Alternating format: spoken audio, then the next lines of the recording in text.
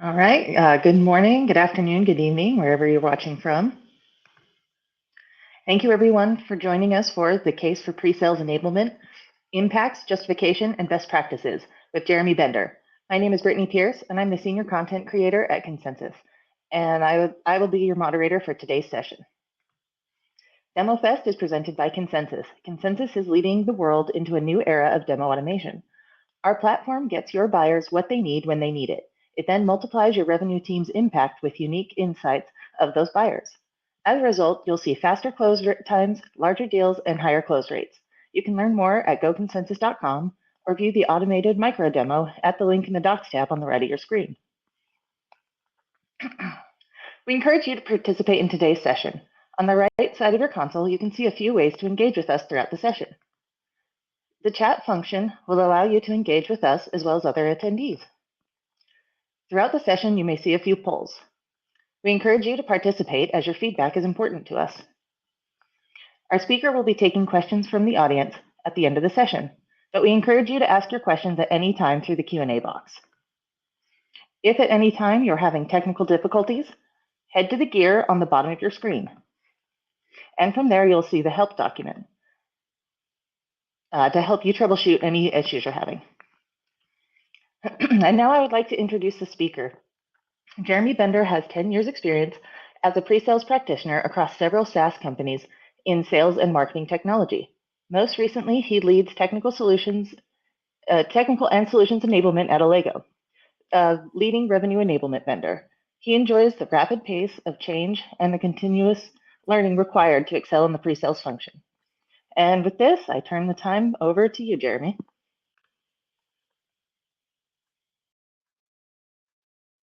Alrighty, thanks, Brittany, and thanks everybody for attending. This is my first year presenting at DemoFest. I've been a big fan of Consensus and this event for a while. I think it's a great way to connect with others in this profession and get a ton of information that can help me. And so I hope to provide the same thing to you all today. I thought it'd be interesting just to share a little bit about myself. I think it's always interesting to hear the background and stories of how people got into this profession, kind of by nature of this function. People tend to have very diverse backgrounds. So actually, I started my career in marine biology. I was a fisheries biologist doing shark research in Florida, and then I was up in the Bering Sea, and then I worked in Oregon on the salmon fisheries. So I actually did that for a few years. Ended up going back to school because I didn't really know what I wanted to do, and I somehow ended up from there in a sales boot camp program at Oracle. So did inside sales for a year, and then quickly realized doing that, working with different SEs in that role, that the SE function was much closer aligned to what I enjoyed and what I wanted to do. It allowed me to use kind of my analytical background as a scientist and the curiosity I had there. And so I ended up transitioning into that, and I worked at 3 different companies over a 10-year period as a solutions consultant and sales engineer. My current company, Allego, I've been with for 6 years, and we're in the revenue enablement space. And most recently, about a year ago, a little under a year ago, I transferred within Allego from a principal SE role to now my current role, which is in SE enablement. And my motivation for that was I kind of realized, as a go-to SE resource, as the most experience on the team, I was kind of creating a bottleneck. Certainly sellers wanted me on their deals, but I couldn't scale out what I knew and what I was good at. And so I thought there was a sweet spot. I didn't necessarily want to go into management where I could focus my efforts and enablement of the SE team to really try to scale out what I was good at to others. So I wanted to kind of share that background, and I'm going to throughout share my experience with you in making that transition to enablement, talk about how I sold my company on this type of role, how I've learned what works and things to prioritize in this role, and some of the impacts I want to share with you that we've started to see. So that's a little bit about me. I'm curious about the audience, and then we'll jump in. So I do have a quick poll. Let's see if I can figure out how to do this. But I'm just curious kind of what describes your role best. Are you an individual contributor? Are you a SE leader? Are you a sales leader? Are you an enablement practitioner? So I'd love to kind of hear from the people in attendance here, which best describes your function. So I'll give you a couple minutes here to respond to that.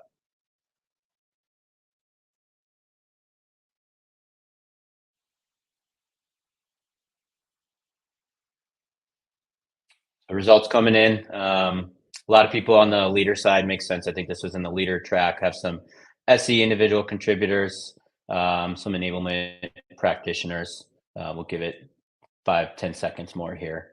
But that's good diversity here, and I hope this presentation speaks a little bit to everybody, individual contributors who might be thinking about this path, certainly leaders who are trying to think about how they can get their organizations to invest in this, and certainly enablement practitioners. I want to share tips that I've learned in terms of best practices. So I'll flip back over to the presentation here and we will get going.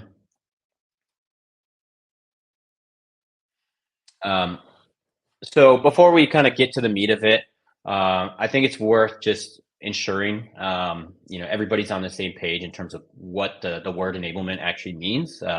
Enablement overall is a very rapidly growing function, but I don't want to take for granted that everybody has the same definition of it. So you certainly have your official kind of industry analyst definitions. This is the combination of the Gardner and Forrester here. Activity systems, processes, information that support, promote, and equip revenue teams to consistently and systematically have valuable conversations and interactions with clients and prospects at each stage of the customer's problem-solving lifecycle. So obviously a mouthful there. My company in the revenue enablement space has this visualization that we use to kind of describe the core functions and use cases of enablement. But really, I think we can simplify it. To me, it's just everything that helps somebody in their day-to-day job be efficient and effective in their job. And so if we think about SCs and what enablement means for that function, it's really about their day-to-day, all the things they have to do, and what are the things that help them do that. So that could be anything from the environments that they use to the talk tracks and outlines and scripts, to their presentations, things like the technical documentation on products, knowledge bases, certainly collateral they're sharing, internal material on battle cards and messaging, processes related to coaching and training, how we launch new information to them, assets like shareable tours, shareable demos like Consensus provides. Process is a big piece of it, playbooks, what good looks like. So, you think about all these things, right, that are really designed to support how SEs can do their job well and do their job efficiently. And we'll kind of break down all those different pieces, but I really want to start to get into, why are all these things and why is this topic of enablement so critical for SEs in particular? And I'm going to go through kind of 4 key reasons and a little bit of what I've experienced in my career. But before I give you my reasons, I again love to launch a quick poll and get feedback from all of you.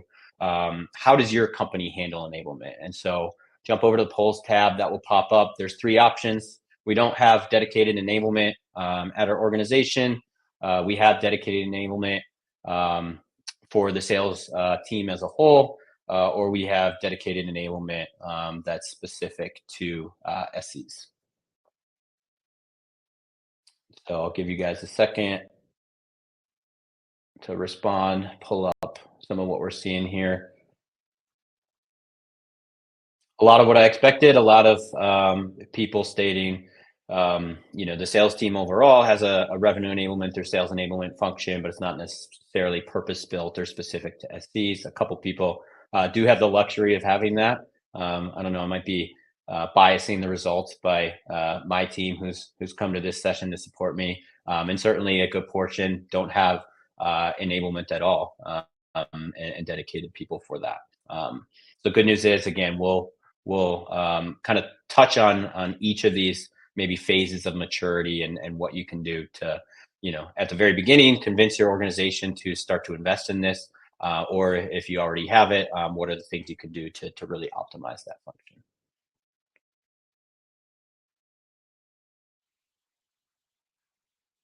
All right, so just pull in the presentation back up. So my experience working in sales organizations, but also selling enablement into sales organizations for the last 6 years, aligns pretty well with what we just saw in the poll. There are very, very few companies that are prioritizing or even investing at all in dedicated enablement for the SE role. I have talked to hundreds, probably even thousands at this point, of enablement teams at different companies, all different sizes and industries. And I can probably count on two hands how many times the technical sales team played a big role in those conversations. And so I'm here obviously giving this presentation because I think that is very wrong. So I'm going to give you four kind of core reasons why that is.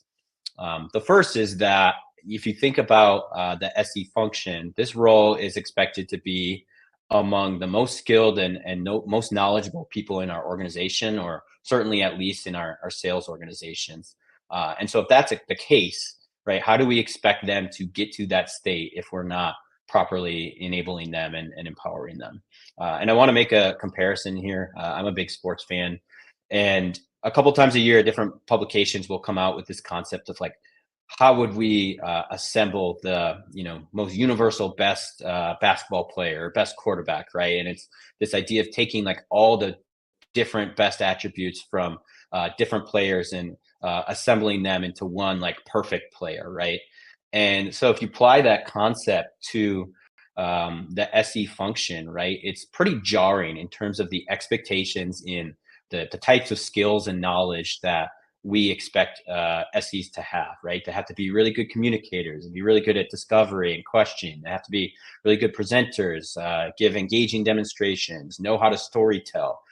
They have to be really technical and knowledgeable and know integrations and architecture and compliance and security and product expertise. And they have to have business acumen and customer acumen and be able to consult and provide thought leadership and have insight into competitors and industry. They have to be able to take all this and design solutions and architect them and then, present them and create value for customers, right? And so, it's just jarring looking at, the set of expectations for this type of role and expecting to be able to people to be able to achieve this on an elite level without properly investing in what they need to get to this point. And I'll share a story I personally experienced at several companies I've been at. If you think about go-to-market strategy, in relation to product releases, oftentimes, you're releasing new rollouts of the product every month, every quarter, every other month, whatever the cadence is. And, you'll have a team that goes through the readiness for the release. And, there'll be talk about what do we need to prepare. And it seemed to me the focus was always on the sales slides and the sales brochure and collateral and what is the sales message. But if you think about the reality of the actual interactions with the customer and certainly the ones that are focused on the product, which are the demo, right? The seller's upfront part is 5 to 10 minutes long, maybe 15 minutes. And then it's the SE who's in the demo for the remaining time, right? So you have everyone in the go-to-market organization who's super focused on that, 5-minute upfront pitch, but nobody's paying attention to the 40 minutes worth of demo on these things that the SE has to support and the demo environment they're going to use and the technical FAQs and the supporting demo assets. And I've personally seen new products just entirely die on the vine and never get penetration in market solely because the SE team was not comfortable and confident in being able to demo them. And that was because it was nobody's job, or people weren't thinking about, not just how we support the sales team and talking about these things, but how do we support the SE team in this as well. So that's reason number one. Reason number two, I'm a big fan of Consensus's annual sales engineering and compensation and workload reports, one of my favorite resources that come out every year. And I have an excerpt from the report here, but reason number two is that SEs are required to support an incredibly diverse set of activities, but also teams. So this is from the report directly. It's all the activities and function an SE is expected to contribute to. And you look at the variation in these things and you think again about the knowledge, the skill set, the resources required to excel at all of this stuff. Again, you have to be investing in it in order for somebody to be able to have success handling all this stuff. I have a personal story again from a few years back. I was working with a new AE that I was partnered with, and I remember we had this one day, it was pretty stacked, and I distinctly recall, 3 calls in a row over the span of one afternoon. And one was a late stage executive business demo. One was an InfoSec review, and one was a trial kickoff training. And I remember when it was done, the AE was like astonished, and he was pretty new to the company. He was like, I don't know how you bounce between those different things you had to deliver, right? It was the high level business value prop at the highest level for executives. And then, 10 minutes later, you're down to the completely technical with an IT team on InfoSec review. And then, you switch gears and it's totally educational and training oriented. And I was just kind of like, yeah, man, that's the job. That's like the expectation of this role. And while that's true, you have to be able to support somebody in doing all those things, or you're not going to set them up for success. And it's not just the activities, but also the functions within the org. Again, from the consensus report, less than 2% of SCs are solely dedicated to supporting sales, and SCs only spend about half their time supporting sales, right? There's other functions from the product teams. 3/4 roughly of SCs share that they support marketing and CS as well. So you can see this massive diversity of where SEs are expected to be able to make contributions, but again, how much support are we giving them to be able to do that? Reason number 3 is the selling environment overall, kind of the external factors that are actually making an SE's job harder than ever. There's some reports that came out recently. 70% of sellers say that selling is harder now than it ever has been. And there's tons of research, and it's pretty well accepted, that buyers don't want to engage in a sales cycle anymore, right? I call this the consumerization of B2B, where buyers are starting to hold vendors to the standards of how they can buy things in their daily lives. They want to engage in a buying cycle on their own terms. They're coming in way more informed. They expect a deeper level of consultation once they do engage a sales team. Markets themselves are more crowded, right? More companies can innovate and faster than ever. And so buyers need more help filtering through all the noise that's out there. There's certainly stats out there about how buying committees are continuing to get bigger and bigger. There's been more scrutiny the last couple of years with the macroeconomic environment on every purchase. So there's all these trends kind of coming together to just make selling in general harder than ever. And buyers are saying that sellers are failing them, right? You see the stat here, 2/3 of buyers say they don't get any value from sellers. 40% of sellers can't answer product questions, 70% stray off message, right? And this isn't to dump on sellers, but more so to point out who are the people that buyers want to talk to. It's the SE, right? It's the trusted advisor. It's the value add consultant. So having SEs who can play that role is becoming even more important than ever. And then finally, I think about also the complexity of selling teams these days. At the bottom, here's another consensus chart. The average SE supports roughly 4 to 5 products, and that's actually increased by a product or 2 on average since last year. And if I look at my own organization, and it's not huge by any means, we have one platform. It's made up of 4 products. We sell those products to 4 different industries pretty regularly, roughly 6 to 8 personas. Those 4 products support a couple dozen core use cases. We overlap with competitors across 6 or 7 different technology categories. Oh yeah, we have 140 plus integrations. So you just think about the sheer magnitude of the permutations of all those different numbers and different sales situations, right? This use case for these products, in this industry, this persona against this competitor, right? All those permutations that an SC is expected to know how to cover, it's absurd. And so we're setting them up for failure if we're not providing this dedicated support to them. And then the last reason, I think most of us in kind of the SE profession have known this for a long time, but it's SEs are begging for help on this, right? And if you look at the consensus report, and again, this has been consistent for the last few years, the largest gap between where SEs spend their time and where they want to spend their time is this category here, product knowledge. So think about that, right? Individual contributor SEs and SE leaders, when surveyed, state that the biggest misallocation of their time is they're not able to dedicate the time they want to better understanding their products. And I think product knowledge is the specific term used here in the consensus survey, but I'm willing to bet this category is analogous to enablement in general, right? So this is training, this is product knowledge, this is practice and coaching, this is, collateral and resources that sellers use. So hopefully I've convinced you all there's an issue here, and I've given you some ammunition to use within your organization. So here's where I talk about, what if it didn't have to be this way? What if we address these things?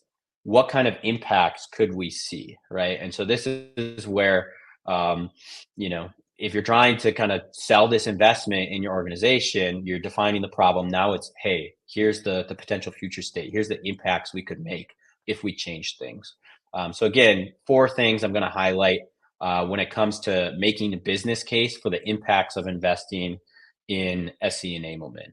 Number 1 is what I call the SE impact multiplier, which is really what is the impact of improving an SE versus improving a seller by the same amount. Number 2 is efficiencies and time savings. How do we maximize the time available to SEs for value add activities?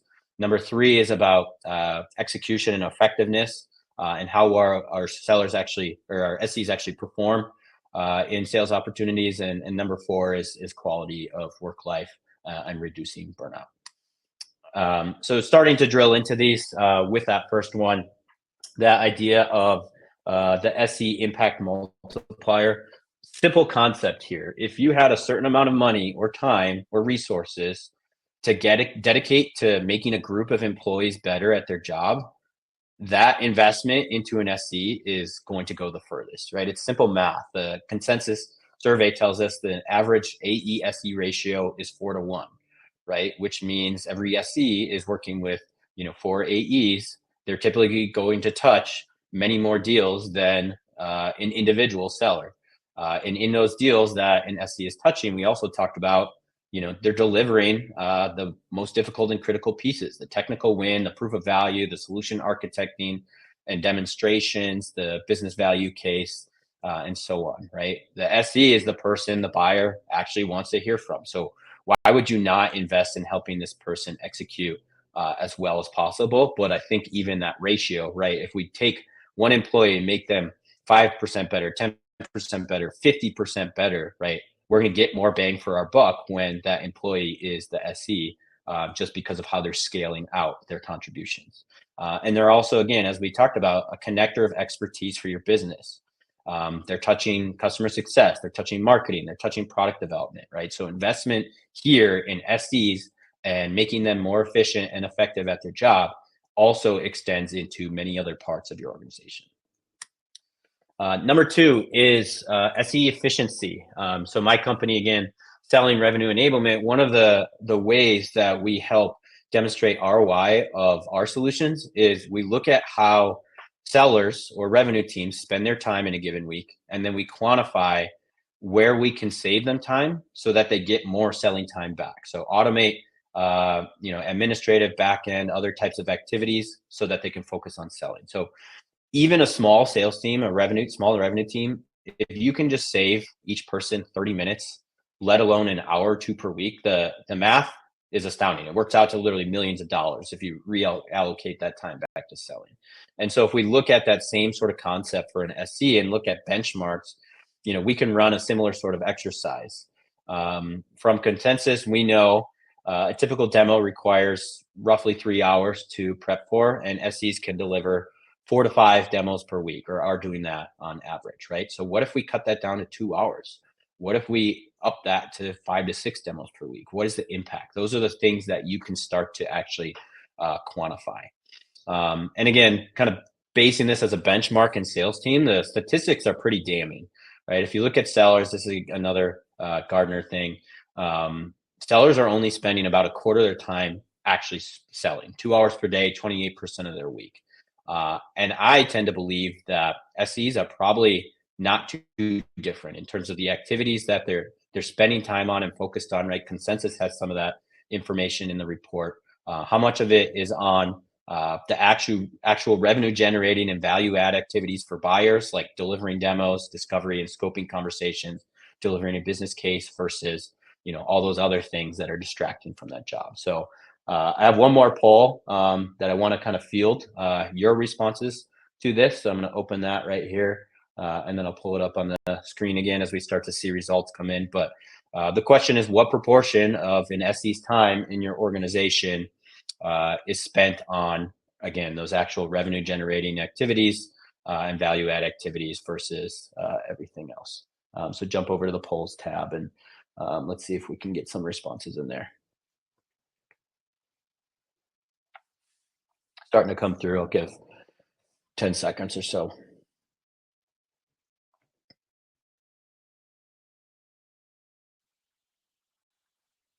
Okay, I'll pull up some of the results here. So we're seeing a lot of people land in kind of the 25 to 40% range. Certainly some people under that.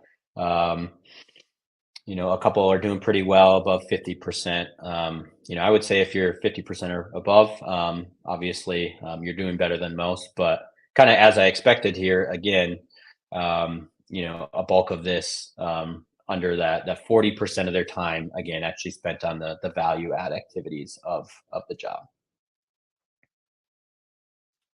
Let me switch back here to the presentation. So if they're only spending kind of on average from our, super scientific poll here, 25 to 40% on those sorts of things, what are they spending the rest of that time on, right? And so you can start to go through and audit that really, right? Identify where can we figure out that they're spending time that's unnecessary? How do we automate things or make processes more efficient? How do we reduce repetitive tasks? How do we create efficiencies to free up their time so they can focus it on the things that matter, right? And so certainly areas to attack are, SEs are spending a ton of time just tracking down information and resources that's in all these different places. We certainly know spending a lot of time building and customizing demos and presentations or follow-up collateral, right? On average, 3 hours to prep for an hour demo. Spending a lot of time reviewing deal history, meeting notes from demos that might have happened weeks or months ago, action items coming out of each meeting and the follow-up they need to do, spending time doing that follow-up and going back and forth with buyers and the Q&A and tracking engagement with that. They're spending time certainly updating the CRM or other systems where they have to log all their activity information, right? So these things add up to tens of hours per week, if not the majority of an SE's times. So the question is, what if we could optimize some of these activities? So I think it's a worthwhile exercise when you're thinking about trying to justify or quantify the impact of enablement. How much time, if we focus on efficiency, how much time can we free up for SEs to focus on what actually matters, right? And if you can get to that number, maybe it's an hour per SE per week, maybe it's 4, right? But you can actually put a dollar value on that based on the payroll costs of an SE, as well as the quota attachment of an SE, right? And those are the types of things that an exec team is going to want to see when they're considering investing in these types of things. But you're going to come out way ahead in terms of that ROI. And you can think about, what are those impacts, right?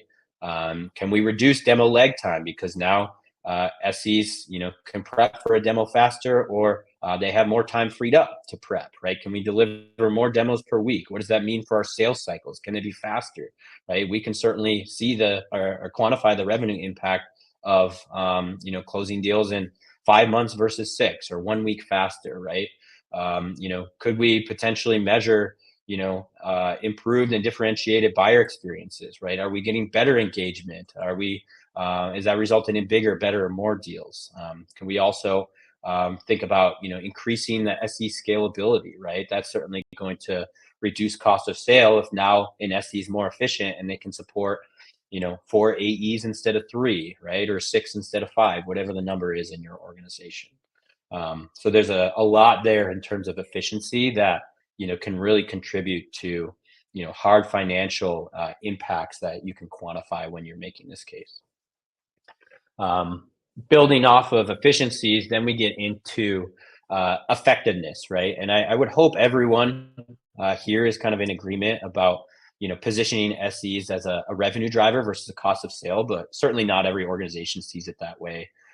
So again, if you think about the remit of this role, what an SE is expected to deliver for a buyer, you can really start to outline the impacts of making the people in that role, 5% better or 10% better, again, let alone 25 or 50% better. So I think it's a useful thought exercise of, the ideal world, if we had this magic elite SC team, or if they were, that incremental percentage amount better than today, what impacts might we want to achieve, right? Do we want to have better credibility in market? Do we want to ensure we're always following, the exact right process and best practices in our sales cycle and executing on that, right? Can we think about and point back to specific mistakes we made in deals where we might have been the best solution, but we didn't execute in the right way, and so we lost, right? What's the impact of winning one or two or three or four more of those deals, right?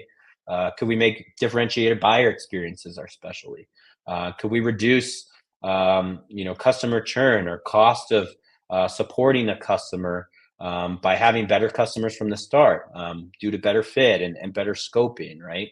Could we reduce missed opportunities in market due to lack of kind of go-to-market adoption, right? I talked about before, I've seen, brand new products that companies spent years building that just didn't go anywhere because, the SC team was the barrier to that getting out to market because they weren't supported in the way they needed to be to have confidence in talking and selling that. And so, you can start to think about all these things, and then you can quantify that impact and put a monetary value on it, right? Can you, look at these things? And certainly these are lagging indicators, meaning you're looking at them in retrospect and looking at, what impact did we have by this type of investment or decision. But, if you think of having a team of top tier SEs versus average SEs, can you increase your win rate by just 1%? And what does that mean? If you quantify that in your sales org, what is the value of that? Or, do you think by making your SE team more efficient, they can do one more demo per week and cut their average sales cycle time down by 1 week, right? You can calculate the actual revenue impact of that. Time to productivity of a new hire SE is a really easy one to quantify. From Consensus, the average onboarding time for an SE is 8.3 months.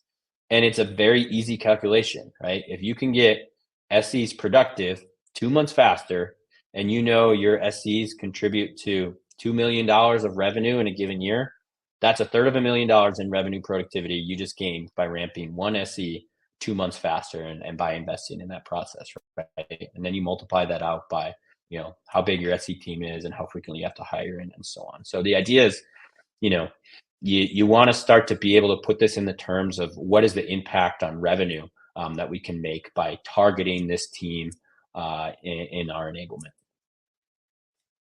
And then the last, kind of impact that I wanted to highlight is quality of work life. I've been in this role for 10 years, so I'm not the least bit surprised that Consensus found that a quarter of SEs feel symptoms of burnout. And it's just simply thinking about what if that didn't have to be the case. An enabled SE who feels like they have the tools they need to do their job, who feels invested in and supported and empowered, they're going to be more productive. They're going to be a better representative of your company with prospects and customers. And simply put, they're also going to be less likely to leave your company, right? And we just talked about how the replacement time for a new SE is over 8 months, and that's once you actually find them. So even just the cost savings here from reducing churn is massive. Again, but you think about how we scale out the productivity of SEs when we're truly enabling them, and it can make a big difference. So hopefully by now you're saying, I'm sold. I got to convince my company to do this, or I want to do this for my company. How do I get started? So what I want to do is kind of outline 6 tips and best practices, that I've learned over the years in doing this firsthand myself, but also working with enablement organizations. And I'm going to share some examples of things I've personally done in this type of SE enablement role that I found had worked well. So we're going to start off here with my first tip and best practice is you have to focus on the moment of need for an SC. So think about your stakeholder, which is the SC, and think about their moment of need of enablement. So many people, when they hear the word enablement, they think training, right? We got to get everybody together for more live training calls. We got to put together a long form certification curriculum. We need people sitting down for a few hours a week going through improvement courses, right? The stat here is 90% of information learned is forgotten within 30 days. So the academic lecture style and long form certification courses and tests, On its own, it does not work. What works is giving SEs the information they need in a form so that it's usable at the time that they need it. So I'll give you an example, just from my personal life, right? I used to, every Sunday night, my wife, I'd say, "Hey, what are our plans for next weekend?" Just so I know what got going on. And she'd tell me every Sunday night, kind of just to prepare me for the week. And then Tuesday, something would come up and I'd ask her again. And then on Wednesday, something would come up and I'd ask her again, and so on and so on. And so we were like, okay, this upfront loading of the information clearly not working. Maybe it's an issue with me.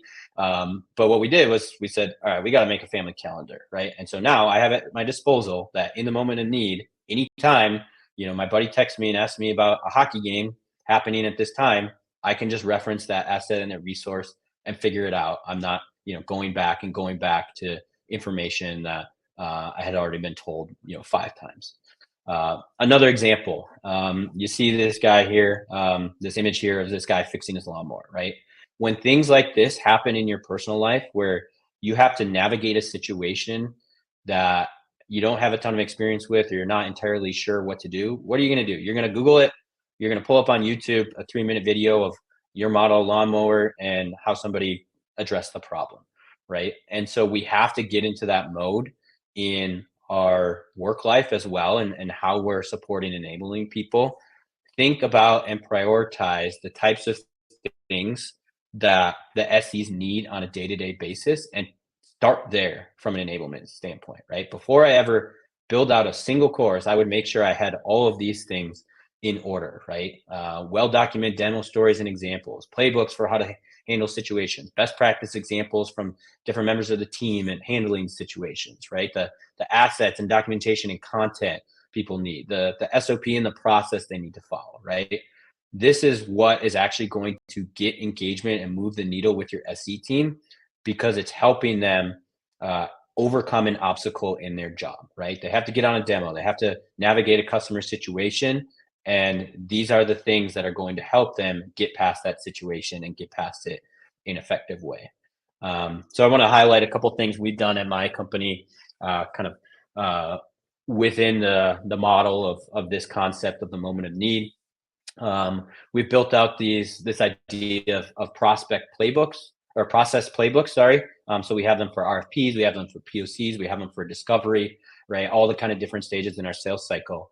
But the idea is they are essentially a guide with the different stages of that process and all the assets that somebody might need to navigate that process, right? So you have an RFP, here's how Allego approaches them. Here's the checklist of what you're going to need to do. Here's subject matter experts explaining it. And then here's every stage of how you work through an RFP.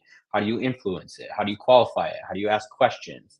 How do you put together a good proposal, right? And here are all the assets and resources underneath available to you, right? And the idea is, we could sit down and we could train our teams, on all of this stuff, but they might not get an RFP for 3 weeks from now or 3 months from now that they're asked to contribute to.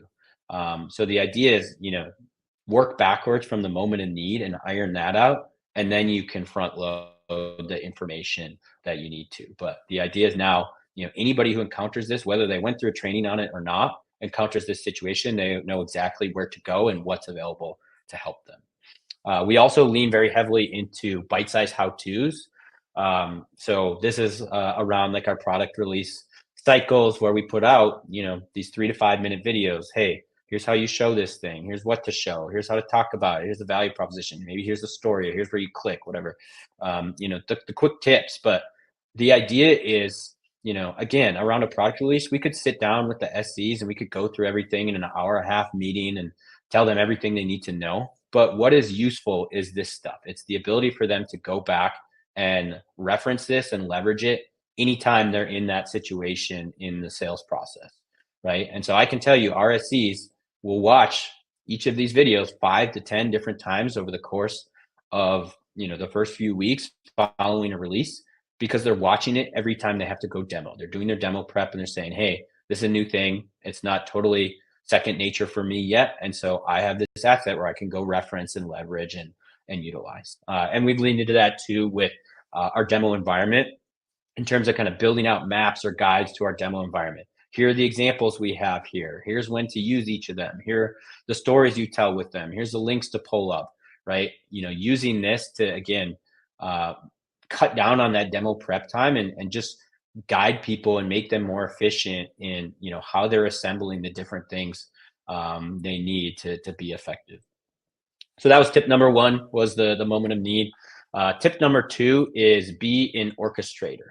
And the stat here that I wanted to share is that customer-facing teams, this is from industry research, they say that their number one source of knowledge and how they obtain it and build it is by observing others. And I came into this role as an enabler, kind of in a unique position. Right, I was our longest tenured SC. I kind of had the most background and expertise in the role at our company and with our products. But in general, that's not necessary at all. You do not, as the enabler, have to be the expert. You don't have to be the most experienced. You don't have to be the most successful or the smartest. You just have to know who those people are and pull from them, right? And the fact of the matter is, the SEs don't actually want to hear from you. They want to hear from their peers who are out there killing it and the internal experts that they respect. So your job as an enabler is to make it easy for SEs to get exposure to the right internal experts and capture, curate, distribute that institutional knowledge. So the tip here is really, collect stories, win-loss reports, what happened, right? Competitive insight, a point of views from subject matter experts, anecdotes and stories, right? Have the team whiteboard and brainstorm and give each other feedback. Source that tribal knowledge from across the team. I'll talk about kind of contests and teachbacks and building pockets of expertise within the ST team in a second. But, the idea is stories are memorable, right? Just psychologically, humans process video and audio 60,000 times faster than reading text. They retain 95% of information when watching it in a video or listening to it versus just 10% when they're reading it in a document, right? So you think about that. A case study that marketing produces is one thing, but a story from an SC who faced a specific situation in a deal against a competitor and was able to overcome that, right? That's the goal, right? Or a battle card, right? You could have your battle cards, and certainly that's a really important asset, but also, the field insight, again, from somebody telling the story of exactly what happened, and how they overcame that, and what traps they had to navigate, and what traps they set, right? That's what gives credibility. That's what gives an SE confidence to use the information in the battle card in a selling situation. So some examples, again, for my organization, we really emphasize crowdsourcing win-loss reports, right? Being able to curate from our sales team, from our SEs who contribute in deals, right? We provide a template of, hey, here's information to share about what happened and what did you have to overcome and what was the profile of the deal, right? And these things are like gold to our SE team. These are, the top resources that they, seek to engage with, because it's hearing from successful people in the company what is driving their success. But you can also do that, and we do it for loss reports as well, so that we're not repeating mistakes, right? And we're learning from things that didn't go well, so that we can, come out the other side better off.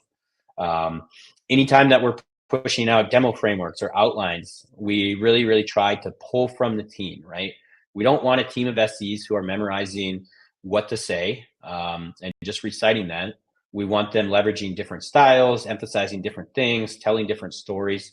So if we can expose that to them throughout the team, it allows each SE to really, pull the right golden nuggets. Hey, I never thought of it this way, how that person presents it, or, the way they talk about this is different than I do, but I think I can, leverage that. But we have to be exposing that to them. So you can see examples here, really crowdsourcing, what are the best practices for how to, in this example, position a certain thing. Certainly getting SMEs involved wherever possible, marketing, product. They shouldn't be just dumping their deliverables over the fence. They should be able to explain the context and the why behind what they build to the SEs, right? If you can capture the unique POV of these different subject matter experts, that's ammunition for an SE team who, in the absence of that, you're basically requiring them to fill that gap themselves. So this is a simple example, a marketer talking about some assets they put out, but really explaining, the why behind it and situations we might use it, and even facilitating kind of conversation among the team. And then another thing we do and really have recently leaned into is we make a huge effort to delegate and split up more back end work, I guess, among the team. So this is an example, a screenshot from an upcoming our customer conference is in 2 weeks. So we have a huge kind of next generation launch of our product. And so one of the things we're doing at the customer conference is we're having like a demo showcase, like a demo hall conference floor thing, but then also different kind of breakout deep dive demos. And so what we did is we split that out amongst our SE team where everybody was allocated a specific topic where they're the expert. They're responsible to, go research this and come up with, an innovative, compelling demo and execute on it. But then the follow up is, okay, now we've established these pockets of expertise within the team, right? It's a teach back opportunity where following the event, everybody can come back and say, okay, here's my session. Here's everything that I prepped and went into it. Here's all the examples I built. Here's the talk tracks and outline. And now that's enablement assets that everybody can leverage to get everybody to that expert level on those things, right? It's one thing to hear it from your manager, your coach, or your trainer, but when you hear it from a peer who's crushing it, right, you're going to listen as an SE. And so, we lean into that a lot with our demo environment. When we have new products, right, we allocate to certain SEs. Hey, you're responsible for building out the demo examples for this and figuring out how we incorporate it into our demo talk tracks. We're playing around with the idea of like a quarterly innovation demo contest where, people can draft different topics. Then they have to produce the 3 to 5 minute most innovative, creative demo on that. And then, the sales team maybe gets access to view all those examples and vote, and there's prizes, right? So there's ways to gamify it and make it fun. But the idea here is really crowdsourcing and orchestrating to lean on that peer source type of contribution. Tip number 3 is you got to make it real and you got to leverage real situations. 80% of how people learn on the job is through actual real job situations and interactions with peers and teammates and subject matter experts, right? You got to make your enablement experiential and not academic, right? It can't be the just in case. It has to actually come from real things that they're going to encounter so that when they actually encounter them, they're well prepared. So I'll give you an example of this. Coming up in preparation for my session here in DemoFest, Consensus put together this really nice video or set of videos with training of everything I needed to know as a presenter. And I watched the whole thing. It was really helpful, right? And it's how to use the system here and share and do polls and all that sort of stuff, right? I guarantee the next day, the day after I watched that, I forgot the large majority of it, right? But what Consensus also did for me is we had a dry run where I logged in and Brittany was on there, my session facilitator, and we tried all the controls and I practiced pulling up my presentation and pulling up the polls and seeing the Q&A and right. And that was what was sticky because I actually, had the experience of going through and practicing it and trying it. And so the idea here is, every single demo or customer interaction has dozens of teachable moments, but many organizations are doing absolutely nothing to leverage those moments. So some of the things we've done at Allego, this is a screenshot from our Slack. We use this plugin to Slack called Donut that basically automatically matches members of the team every 2 weeks and sets out a reminder for them. Hey, you're assigned to each other this week, match up, sit down for an hour, share a demo with each other and do a demo review and a peer feedback and coaching, or come up with a topic that you want to brainstorm together, or throw ideas at each other, right? It's just a way, again, to, encourage kind of that retrospective look of, hey, here are real situations that happened to me recently in a meeting, or I got this customer situation coming up and I want somebody else's feedback on it. That's really what makes it real. A lot of organizations I know invest in conversation intelligence tools where they can record sales calls. What Allego does more than anything with that is we leverage highlight reels. So the ability, leveraging conversation intelligence to put in a topic, right? It could be, a new product we're going to market. It could be a common objection that we're getting. It could be a competitor, whatever, right? But literally like instantaneously, 10 seconds, produce a highlight reel of all the calls that have recently happened where that topic was discussed, and the 30-second snippet of where that topic was discussed. So it's a great form of insight, right? Where you can literally just shuffle through all these calls and these exact moments where this happened. It's like the idea of taking a 3-hour sporting event and cutting it down into a 90-second highlight reel package. But we also really leverage that highly for shareable moments, right? Being able to take these 30-second, 60-second, 90-second snippets and then share them out to others on the team. Here's how this person talked about this. Hey, here's how the prospect or the customer asked about this, right? That's what makes it real, is when you're able to borrow from what people are actually encountering in the field. And then the last thing we do, you can do this manually. We use technology for it, but practice, role play, stand and deliver, hot seats, right?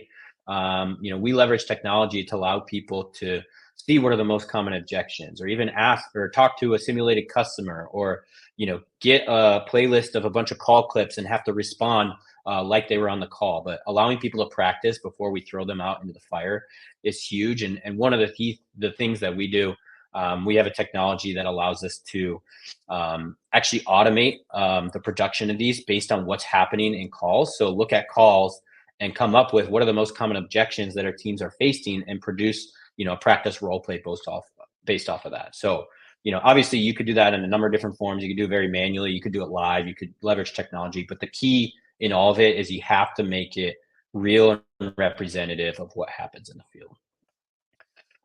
Last couple tips here I'll cover quickly. Consolidate. This is about getting as much of the information for your SE teams in one place as you can. There's tons of stats out there about how sales teams are drowning in tools. They're wasting hours per day searching across, tons of different technologies.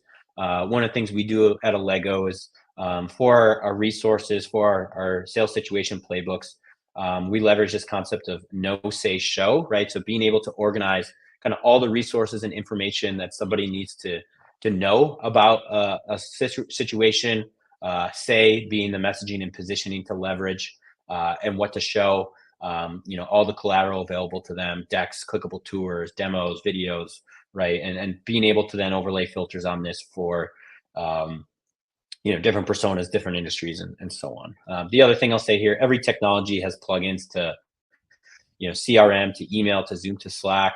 Get that stuff set up. Just make it easy for SEs to be able to access this stuff and not have to go chase it down in all these different systems. The term for that is in the flow of work. SEs should not have to think about where to go to find resources and collateral they need. In an ideal world, that stuff comes to them. So obviously this kind of tip is more of a long-term vision, but take baby steps where you can to consolidate down the number of places where information is stored. Got two more here. Prioritize buyer experiences. This is really about aligning your enablement efforts with the parts of the buyer experience where you can make the biggest impact.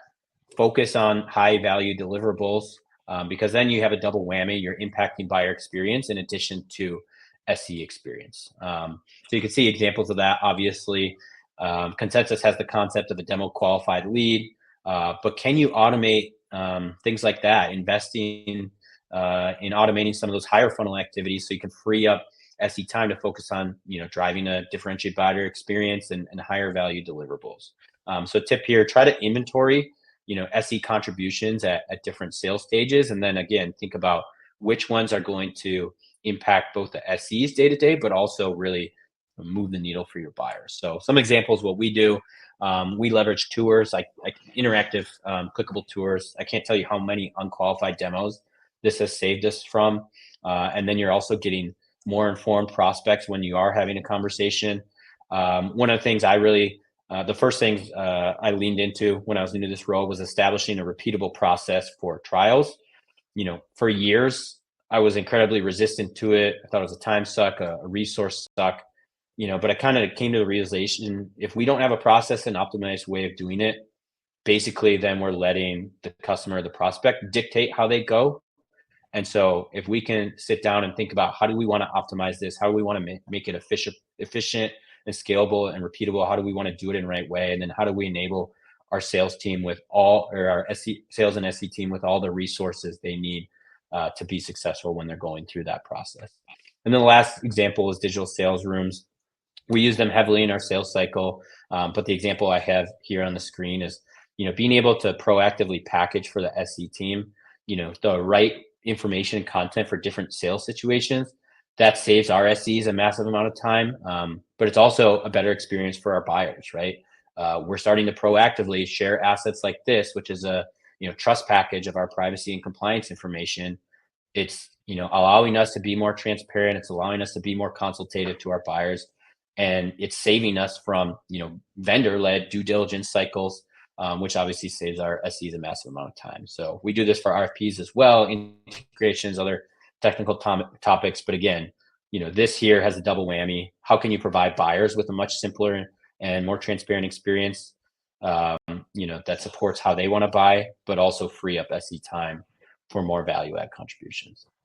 And then the last one here, identify the quick wins. The good news is there's lots of rooms for opportunity, right? We talked about in the beginning, very few organizations are investing heavily in this.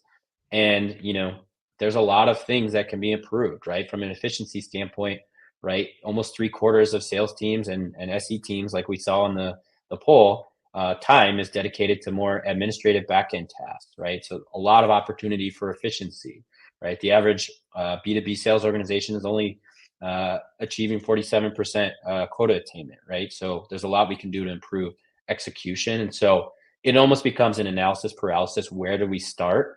My suggestion is actually sit down and talk to your teams, right? Your SCs are your constituent, your stakeholder. Interview them, prioritize what they want, what they need, what are blockers for their job, what makes their life harder, right? And those are the things you can attack. So these are just some examples when I moved into the role of the types of questions that, and conversations I had with our SE team and then the sales team as well, in terms of how they work with the SEs and where they think SEs can make a bigger contribution.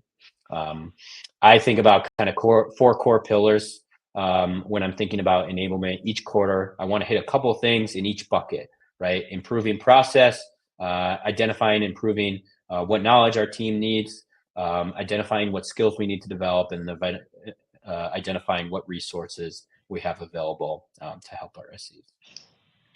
So in summary, those are my takeaways. I made it under the finish line here, a couple minutes left to spare. I want to thank you all for the time. I'd love to connect with you. I left my LinkedIn in the links or the docs section, so you can see there, connect with Jeremy.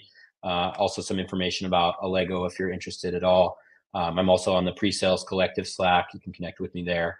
But I really hope this time was informative. I don't know, Brittany, if we have 1 minute to maybe tackle one question or two. But overall, thank you all for the time. I'm not sure if we have a whole lot of time for questions, but one question that I did see come up was if the slides from this presentation will be available. I will definitely make them available. I'll follow up with Brittany on how we get that. And what we can do as well, I see a couple people in the questions here. Please reach out to me. I'm happy to connect and talk with you on those types of things that you want more information on. And Jeremy as well, these everything that is in here, the chats and all the questions will stay here after the session. So if you want to go through there and answer questions in the Q&A in Goldcast, you can do that. Perfect. I will make sure to do that. All right. Can I take over screen sharing real quick just to wrap up? Have at it. All right. Well, first off, I just want to say thank you so much, Jeremy. This was an amazing, data-filled presentation. It was absolutely wonderful. So let me get through my housekeeping real quick. We're excited to be bringing DemoFest on the road again with DemoFest X. We had a great time in San Francisco in February, and our next coming events are in London and New York City. You can register for either of these at demofest.com or in the Docs tab. We also encourage you to stop by our expo hall to visit our premier partners of DemoFest. Remember, there's no transfer of money involved in this event, so all of our partners have gone above and beyond to contribute to this event to make it a success. Quick shout out for the Sales Engineering Compensation and Workload Report that Jeremy referenced in his session. That's available there as well if you would like to get access to the full report. And just thank you all for attending. This was just an amazing session. Thank you again so much, Jeremy. Up on the screen are the upcoming sessions. You will automatically be pushed to the next session on your track, and you can switch at any time by toggling to the agenda tab. Thank you, everybody.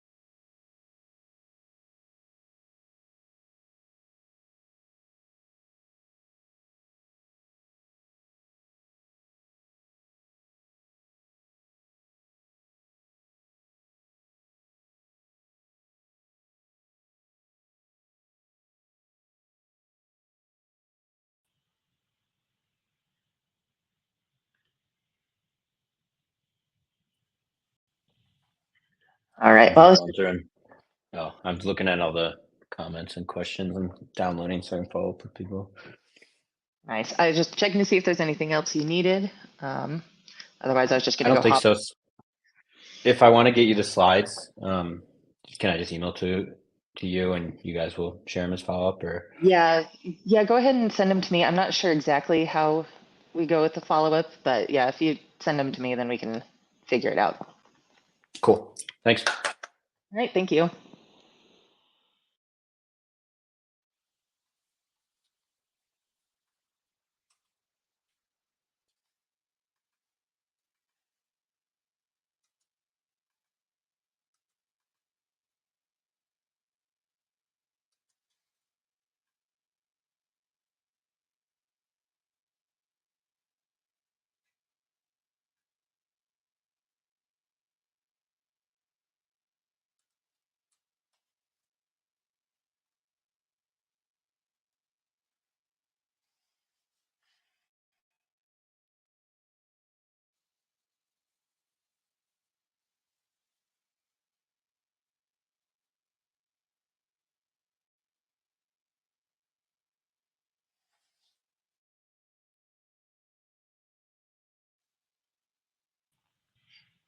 Sorry, I did forget one thing. I don't know if it matters now, but we have a survey.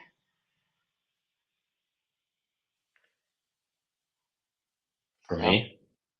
it's supposed to be for everyone, but I'll just launch it in case Oh. back. Oh, so we missed that. Yeah. Oh well. Right. Sorry. I ran along, so No, it's my people were fault. enjoying it, so I was like, I don't want to step in because Yeah, I saw you come back on. I was like, I better wrap up here. that was me on my not so subtle way of just like the music Yeah. playing at the end of the awards. Yeah, right. Get the hook. All right. Well, that should be the last time. All right. Thank you. We'll talk to you later. All right, thanks.